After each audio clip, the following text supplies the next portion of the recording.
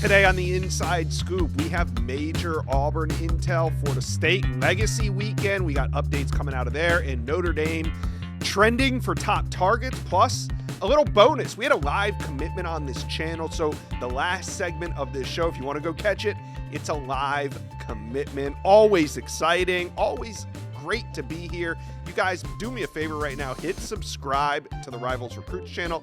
We're going to be talking recruiting all off season. We want you to be a part of it. All right, we got a big show. I'm your host, Josh Newberg. Let's get to it. We're going to talk some Auburn because last weekend there was about 30 names on campus. We did a couple videos on that. This weekend, not as big in terms of numbers, but there's important names on campus. And we got Jeffrey Lee from Auburn Sports here. We're going to break it down now. Before we get to the weekend, let's talk about Tuesday, where Auburn hosted five-star edge Anthony Sweeney out of Maryland. Did the visit make an impact on him? Oh, yeah, huge impact. Really surprised by his reaction on his exit interview. It was his first trip to Auburn. His dad was with him, and he was very impressed with the intensity of practice, with Coleman Hutzler, the edge coach there, DJ Durkin, Alex Golish. He was very impressed. I was surprised to see his genuine reaction, not only in his words, but how he said it and his mannerisms in which he said it. All right, so we know there was a big group on campus last weekend. This weekend, though, the headliner had to be cornerback Duve Williams out of California. Let's talk about his recruitment first. Does Auburn have a shot to pull him from the West Coast? It sure sounds like it, Josh. This is his second trip on campus this month. He's on a 7-on-7 team that competed in Atlanta earlier in March. They all came over. Of course, Duve got the red carpet treatment of those guys. So this was his second trip on campus this month, and he left saying, Auburn's a top school. I love DeMarcus Van Dyke, the new cornerbacks coach. Yeah. I love Alex Golish. I love what they're doing here. I love the vibe that I'm getting here. So I was really, again, impressed with some of the things that he said. He said Auburn's a top school. Nice. And definitely expects to be back for an official visit. Same as Sweeney. Sweeney said, I'll definitely be back for an official visit. And Josh, this for guys, these national guys, Duve's from California, Sweeney's from Maryland. The first step is getting them on campus.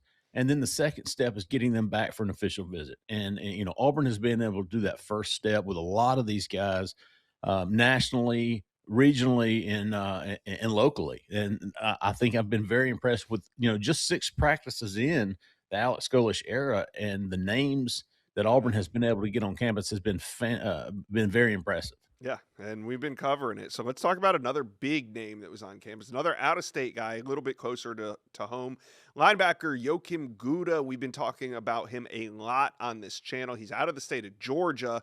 How is Auburn looking in this one? I think they're right there in it. And I talked to him, Saturday after his visit. He loved what he saw during practice. He loves DJ Durkin. He loves the scheme in which he would play in. Mm-hmm. He's very familiar with Auburn. He's got an official visit scheduled to come back. Certainly not going to be easy to pull him out of there, out of the state of Georgia. But I feel like Auburn's, right there in it for him. All right. So that being said, if you guys want more on the weekend, go to auburnsports.com. But also, Jeff, just real quick, who else was on campus that was a priority for this new Auburn staff?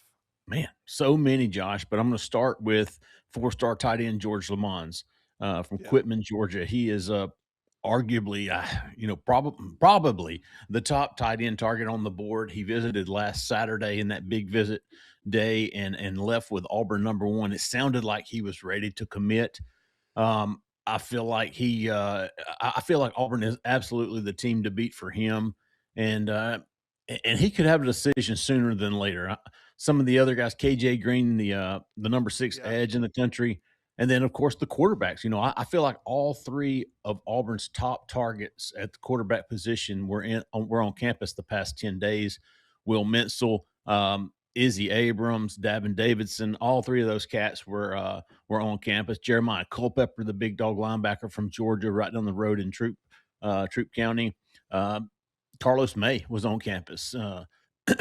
A lot of Junior James, or formerly Junior James, Junior Tuopa, Braden Gordon, Carlos May, like I said, Tamari Moreland, lot of big dog names. Nash Johnson's another one to keep an eye on, but so many top targets been to Auburn already, and just 6 practices into the Golish era.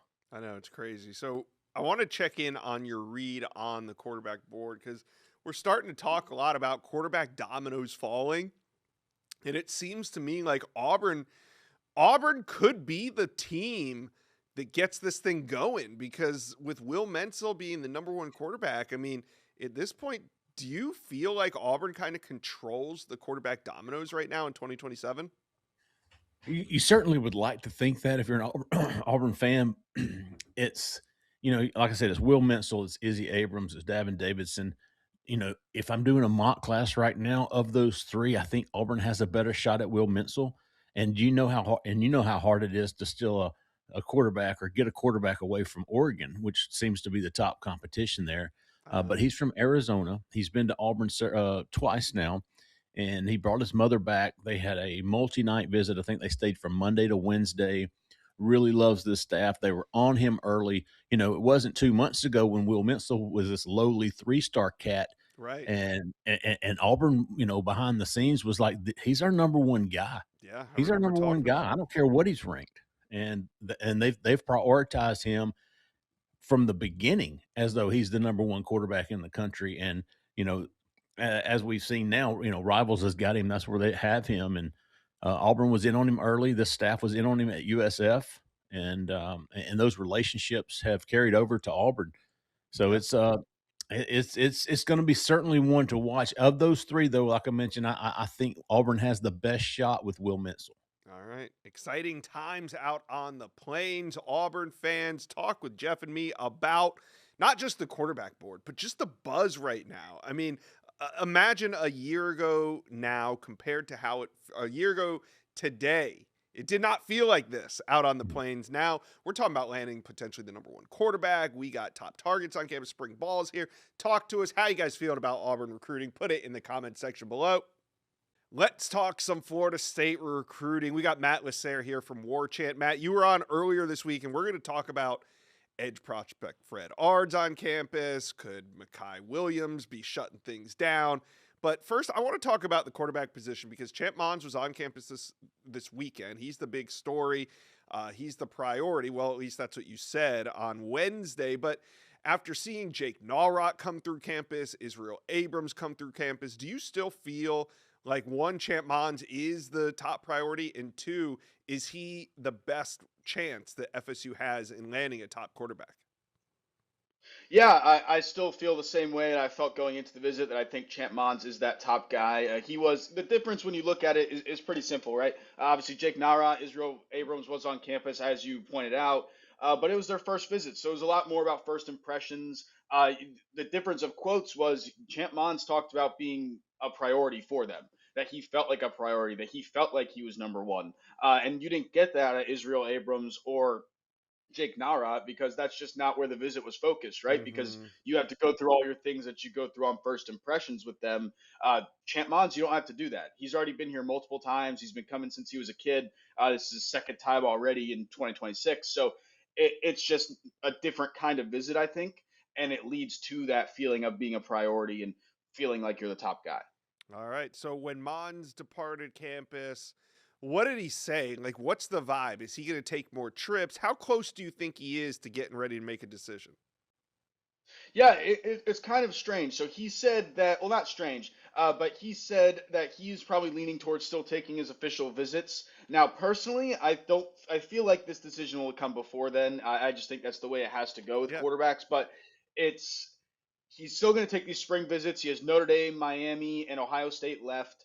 And he basically said the decision could happen at any time. He said if I feel like it's right and it feels like home and I talk to my parents and we think it's right, or we could do it like right then. Like there's no true timeline in this one, so it's really unclear. But now, in my opinion, if you're saying like it could happen at any time, even though you're leaning towards OVs, to me that feels like it's going to come earlier than waiting for official visits, especially with that's just the quarterback timeline at this point. These dominoes are going to start falling eventually, and you're going to have to go get your spot.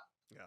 All right. This weekend, in state edge, Fred Ards was on campus. Now, edge recruiting, a huge priority for the FSU staff. Hell, it's a huge priority for FSU fans as well. They are all in on edge recruiting. So Fred Ards was their big-time in-state prospect out of Orlando. What's the latest on his recruitment to FSU? Yeah, Florida State keeps chipping away and keeps getting back in this one.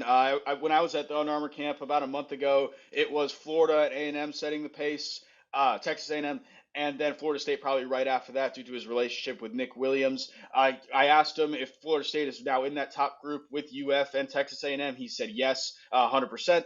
And then also the big question going into this is he going to get this official visit scheduled? That was the one thing left. It was the only school in his top 5 that didn't have that official visit scheduled. And so coming out of the visit, no, it is not officially scheduled, but he did say that he intends to take it now, which was a new thing. He actually, when we talked to him yesterday, he said he was going to do it that night. I followed up with him, haven't gotten a response back, but I expect that date to be officially set soon, which is the big development coming out of that visit.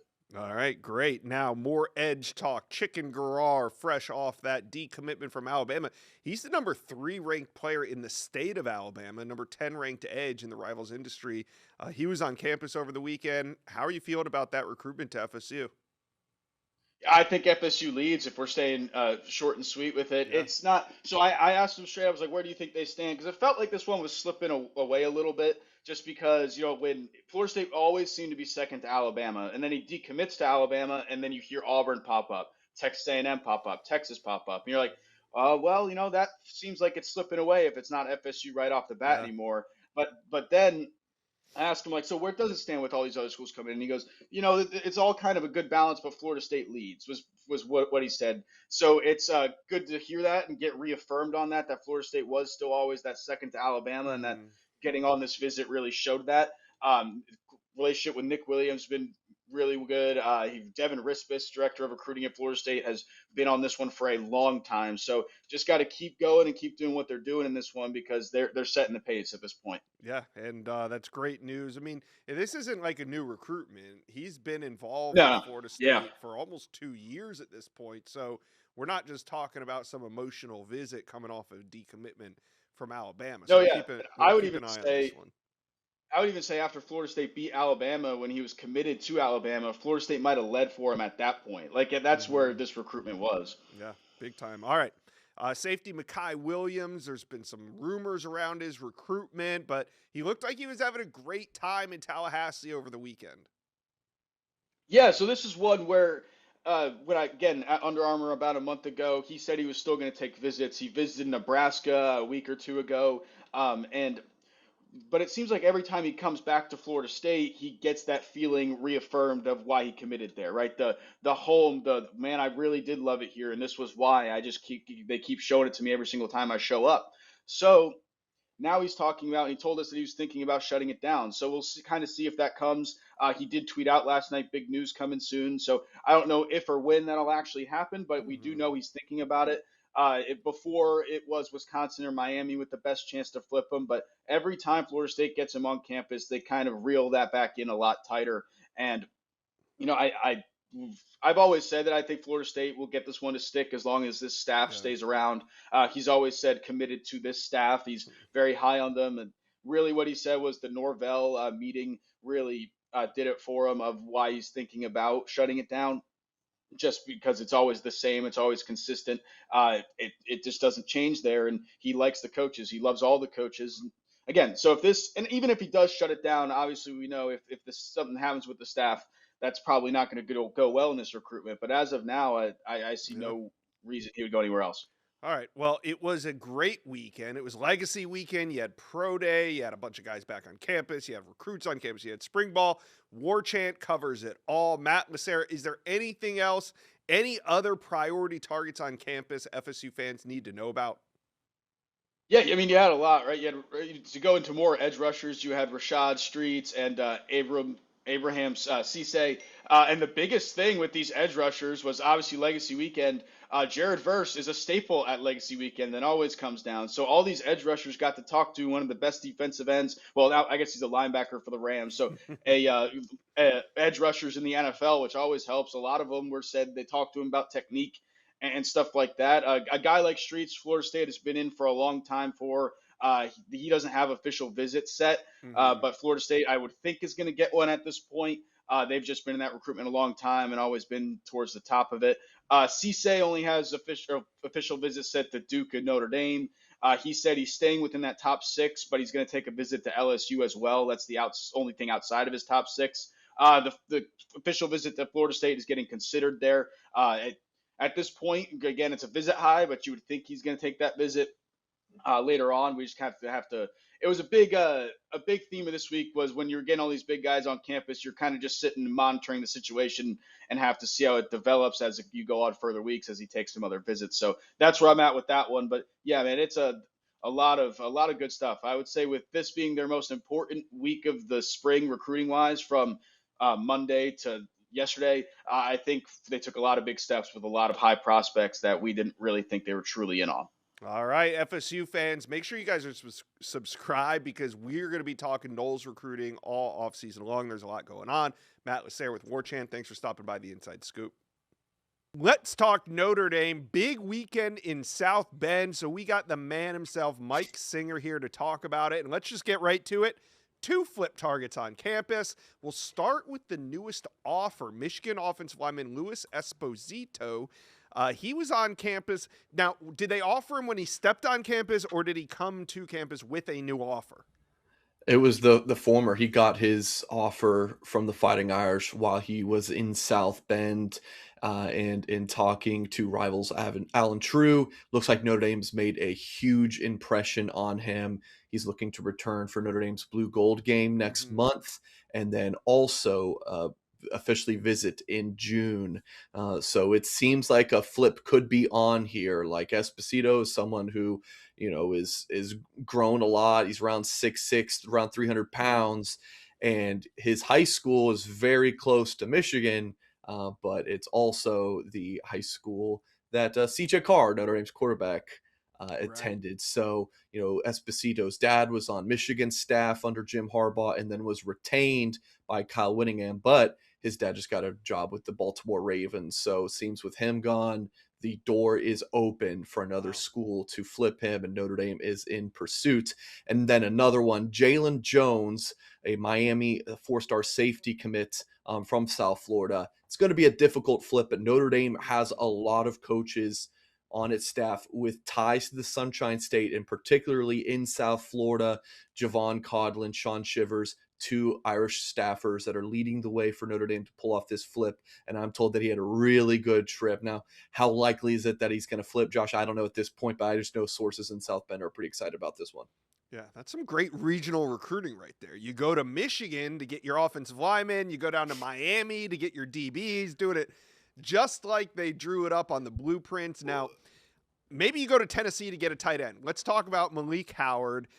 He made a trip to Notre Dame. Didn't really feel like the Irish were trending in this recruitment, but now that he's been on campus, where do things stand? Yeah, to your last point, like that's Notre Dame, man. That's them in a nutshell. Like they are such a national recruiting brand that they get their Midwest offensive linemen and their Southern defensive backs. Like that's just something that they do. And then in terms of Malik Howard, yeah, when you read articles from guys like Chad Simmons and Steve Wiltfong on Howard, it's a lot of Alabama and Tennessee, and LSU is a school he likes a lot. But talking to sources in South Bend, Notre Dame has felt really good about the communication that they've had with Howard leading up to this visit. They were a little bit later to the table in terms of an offer, but since they did offer him, I believe it was in December, Notre Dame's really done a great job recruiting him. He really liked Notre Dame's pitch for him and how he could be playing early for the Irish, and then the academic component was it hit home, and I think it really resonated with him. So Malik Howard, I think Notre Dame's trending up there, and he will officially visit Notre Dame this June.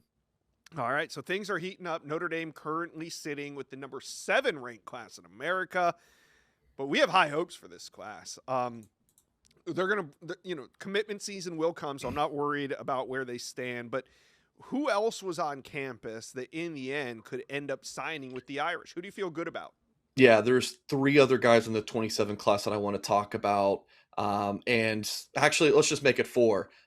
There's another flip target that I actually forgot to talk about earlier. Camden Lopati, the Illinois quarterback commit. He was in town. I just kind of forget about him because that recruitment just seems so wide open that he's not like a I mean, he's an Illinois commit, but he's very interested in the likes of Cal, Mhm. Duke, Michigan, Georgia just offered. So apologies for not mentioning him earlier, but Notre Dame very much in the mix for that one. Looking forward to catching up with Camden at some point today and learning more about that visit. But I'm assuming that it went really well. Cade Cooper from Malvern Prep in Pennsylvania, wide receiver, 4-star prospect per Rivals. That trip went really well. I think that Notre Dame's in the driver's seat for him. Montana Toilolo, probably butchered that one. Defensive line target, ranked a little bit lower as a 3-star guy, but Notre Dame loves him. He's a top of the board guy. He's from Mater Dei in Southern California. He told me that Notre Dame leads for him. And then got to mention Gavin Williams, a 4-star safety, and another guy from Southern California. Source close to him just said that the visit was awesome. And I've had a prediction for him to land with the Irish for a few weeks now. And, I only like where that stands coming out of the trip. All right, Notre Dame fans, things are heating up. Make sure you guys are subscribed. We love talking Irish recruiting. We're not going to stop. Now, flips on the horizon. Tell me about who your top flip target is. I think we got to all agree when it comes to flipping guys, it feels best when it's from Michigan. So let's talk about it in the comment section below. Welcome into another live commitment here on the Rivals Recruits channel. How exciting. This is really the first one of the offseason, of the 2027 cycle. It's the first one in our new studio. If you guys, look at this high-class stuff right here. So excited to get this commitment going. It's also visit season, which means commitments are coming, and we got a big one here today. But first, guys, do me a favor. Make sure you guys are subscribed to the Rivals Recruits channel, because when we go live, you get notified. I don't even know when we're going live all the time, so I can't really tell you. But if you're notified, you will. If you're subscribed, you will get notified. All right. Who are we here for today? It's Miles Baker. He's a 4-star defensive back from Sierra Canyon High School. That's in Chatsworth, California. And Baker goes 6'1", 190 pounds. He's got interest from coast to coast, offers from all over. But today, we're going to find out who the pick is going to be. You guys see he's narrowed his list of offers down to 5, and there is the final 5. It's Alabama, Cal, LSU, Oregon, and Stanford. You guys let me know in the chat. Where do we think Miles Baker is going to go? Where is he going to commit to? Let me know in the chat. You guys are the real recruiting experts. All right, before we head out to California, let's put on the highlights. Here you can see Miles Baker is just a playmaker. Pick 6 like it's nothing. He's gone to the house. He's also a ball hawk in the secondary, and he has a physical presence. He'll come up and hit you. You got to watch out. Miles Baker, he does it all for his high school team. He also plays on offense. He just impacts the game any way possible. Here you see him on the offensive side of the ball. Just shows you how diverse of an athlete he is. And I love his game. With that size, 6'1", 190 pounds, you can see why he is so coveted. All right, here's his social handles. Be sure to follow Miles Baker. His career is just about to take off. You see the handles. Go ahead and hit follow. All right, I think we're ready. Miles Baker in California with your family all around you. This is beautiful. Miles, how you feeling on your big day? I'm feeling great, man. I'm real blessed for this opportunity, and I'm glad everybody was able to make it out. And I, appreciate y'all for having me on here, and appreciate everybody that's tuning in. Yeah, it's a great opportunity. Just look at the hats on the table. You can't go wrong picking any of these programs, but what was it about those 5 that made your final list?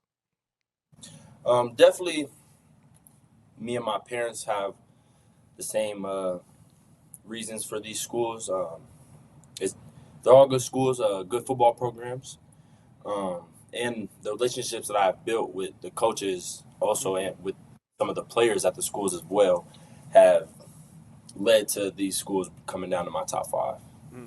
All right. Well, Miles, the moment is here. Say your thank yous and let us know where you will be committing to college.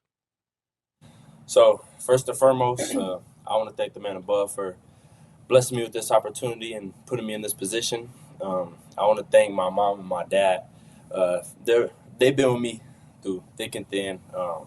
They're my number one supporters, and I want to give all thanks to them. I also want to thank Sierra Canyon and the coaching staff for believing in me, and I want to thank everybody that made it out. But for the next 4 years, I'll be going to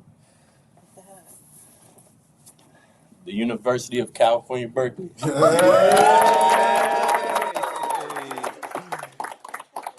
And the crowd goes wild. Why was Cal the perfect fit for you? So the relationship that I've had with Coach Tosh has always been there since he was at Oregon. And now he's at Cal. That relationship has continued to build. And I went on a visit a couple weeks ago, and it felt like home. It kind of been weighing on me to wait. But now we committed.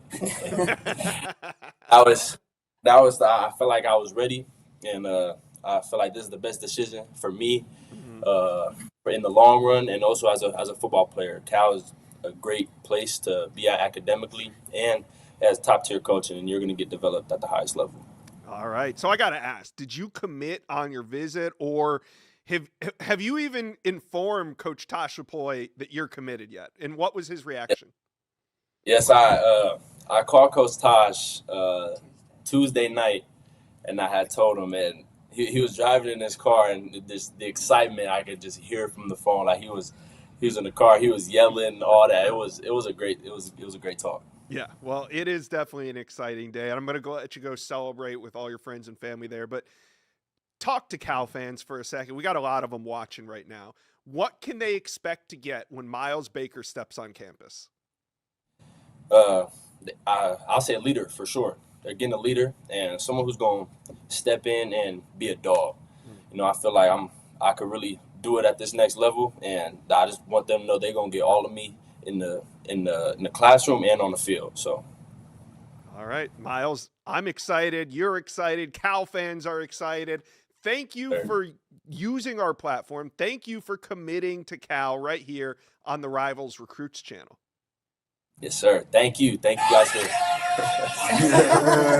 Yeah. All right. Go celebrate. We're going to bring on Greg Biggins here in a second. He's a national analyst here at Rivals, but this is the 5th commitment for Cal. Coach Tosh Chapoy, a big one. Miles Baker is staying home. He had an opportunity to go play really anywhere he wanted in the country, but he decides on staying home. All right, let's bring in national analyst Greg Biggins out there on the West Coast. You've gotten to know Miles Baker. You've gotten to watch him play a little bit. Let's talk. What is Cal getting? I mean, are they getting he's 6'1", 190. He plays offense. He plays deep. They getting a safety. They getting a corner. They getting a wide receiver. What are they getting? Yeah, they're getting a safety. And you know what? He's got a big frame. He mentioned he's 6'1". I think he's almost pushing 6'2", Josh. Yeah. And he's pushing 200. So he had a couple schools actually saying linebacker. He wasn't really feeling that too often. He wasn't a big fan of that, and he said, hey, I'll play wherever the school wants me. But Cal and Tosh specifically said, hey, Miles, for us, you are a safety, 1,000%. And that definitely helped. Obviously, he mentioned it. He had the pre-existing relationship with Tosh from his Oregon days, but position-specific, scheme-specific, Michael Hutchins, the DC over there, that he knows also pretty well. They all said, hey, we want you to be our safety in this class. We love you. Your skill set matches up. And that was a big part of why he chose the Bears. All right. He's a guy that we like here at Rivals a little bit more than the industry. We have him ranked about 100 spots higher overall than the industry, and those things might catch up. There's plenty of time for that. But what does this commitment mean for Cal? It's their 5th commitment, and it's a local one as well. So for me, it's the biggest one they've had to date. And I'll tell you why. They got Troy Bowens, who's another top, 200 player, a 4-star for us. But he's from the Northern California area, and he's been to Cal before. And, I think Oregon was probably leading for Bowens a year ago today. But then it's been Cal for a while with Miles. He was LSU, Josh. I did an article a couple of weeks ago, kind of calling my shots article, and I had him going to LSU. And, you mentioned, you saw the graph, Bama was a school that was pushing hard. Yeah. UCLA was really trying to get in there. Coast to coast, truly, coast to coast. He could have gone anywhere. He's a national recruit. And so he didn't grow up a Cal fan. He doesn't live – he's a SoCal guy. It's 5 hours from here to Cal. So, yeah, he's Cali, but he's not a NorCal guy. He's a SoCal guy who was leaning elsewhere. And then he mentioned that he took a visit to Berkeley about 2 weeks ago. And after that visit, I was told, hey, watch out for Cal. And I kind of thought, he'll take his other trips and then maybe that buzz will wear off a little bit, right? And I still called my shot for LSU. But then when I saw him cancel all the visits, when a guy cancels his visits, Josh, it's usually you say, hey, follow the trips. What was the last trip he took before he decided to cancel everything? And it was Cal, right? We saw the same thing with Honor, Larry Johnson, right? Took USC, canceled everything. With Baker, took the visit to Cal, and he was just blown away. He said it was everything. It was Tosh. It was this family vibe. It was the opportunity to play right away. It was everything. And so we'll see if he still shuts it down. As of right now, he is going to shut it down. But no, I mean, even as of last night, talking to our boy Shea Dixon, he said LSU still thought they had a good chance at him. So this one was close. But, credit Cal, credit Tosh, credit that defensive staff for really getting in there. And Miles Baker, man, I think is an instant early impact guy for Cal in 2 years. Yeah, I love the pickup. Very versatile, great size. Now, Cal's not done. I mean, this is their 5th commitment. Yeah. You said that there's a buzz around the program. Who else right now, if you're a Cal fan right now, who else would you focus on this spring and maybe they could land another commitment or two from? Yeah, I said the second Tosh, got in there, this is going to be their best class in 20 years. They will sign their best class in 20 years, probably since the last time Cal was there as an assistant coach. Tosh, he's a Mount Rushmore for me. If I was, four of the best assistant coaches that I've ever covered, Ed Orgeron is also in there, obviously. But from an assistant coach standpoint, Tosh is a Mount Rushmore guy for me. Rosario Edwards, Josh, remember that name? He's an elite tight end. Goes to Grant High School. Grant is that's a Bay Area school, not far from Cal. He's a top 200 guy. I think Cal's got a great chance with Rowe. We talked about Charles Davis, me and you, a couple of times being a guy for USC or Oregon. His brother Niles Davis is at Cal right now. I think Charles Davis also outside shot with the Bears. And I'm also going to watch that quarterback position pretty closely. Sione Cajo, a top 200, top 250 quarterback nationally in the industry ranking out of Washington. We had the Huskies as an early leader. The buzz for me, the buzz for Brandon Huffman over the last couple months has been on Cal. So, I know he's been on campus a few other places, including Washington. Washington is really trying hard. Stanford's trying really hard. But, I really like Cal as an option for Sione Cajo. And then Dane Weber, another quarterback that we've talked a lot about. A few other spots. He was just at Michigan. He loved it there. UCLA loves Dane Weber. Weber kind of likes USC a lot. They haven't pulled the trigger on him yet, but he's been to Cal multiple times. He was there 2 weeks ago. And the quarterback position is kind of unique. They have Jaron Secapolatelli for another year after this one. So a quarterback, it's not a huge deal, but I think they'd love to get a guy. And I'm watching Weber, I'm watching Cajo, just to see, man, you can go in there and sit for a year, learn the system, and then be ready to go once Jaron goes 3 and out, and hopefully he's the first rounder. But just a few names to watch out for Cal right now. Awesome stuff, Greg. Appreciate you jumping on this live commitment. We'll talk to you soon. But today, Cal fans, it was all about Miles Baker, the 6'1", 109, maybe he's 6'2", maybe he's 200 pounds right now, but he is, one thing we know, he is a Cal commitment, and we will have many more commitments on this channel. That's why you guys should be subscribed, because they are coming. Commitment season is almost upon us, but until then, we will see you soon. Today, it was all about Miles Baker, committed to Cal.